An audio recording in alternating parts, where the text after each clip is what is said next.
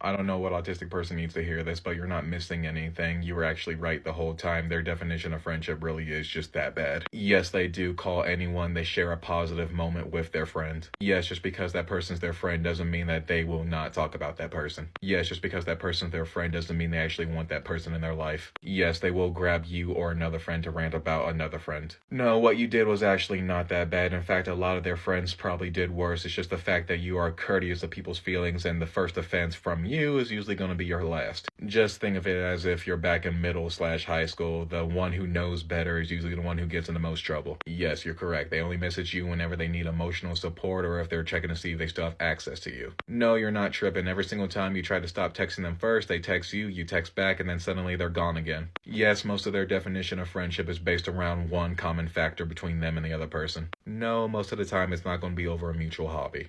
And no, just because they have the same hobby as you doesn't mean they want to talk about it to the same extent as you. No, they would not share your enthusiasm over it. Yes, it is weird how they always follow you on social media but yet fail to say anything at any given time. Yes, you are going to put in more than 80 to 90% of the energy whenever you're texting them.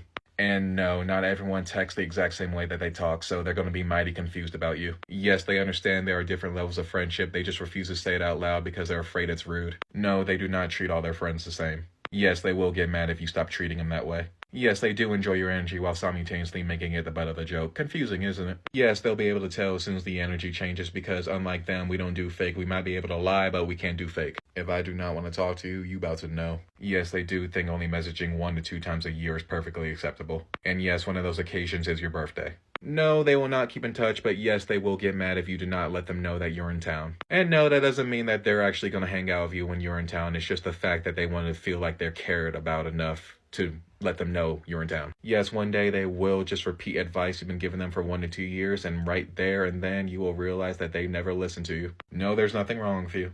No, it's not your fault. Yes, there are good neurotypicals, but it mainly depends on how their parents raised them. And yes, if you can, it might be in your best interest to look for other autistic people to hang around. I hope that helps.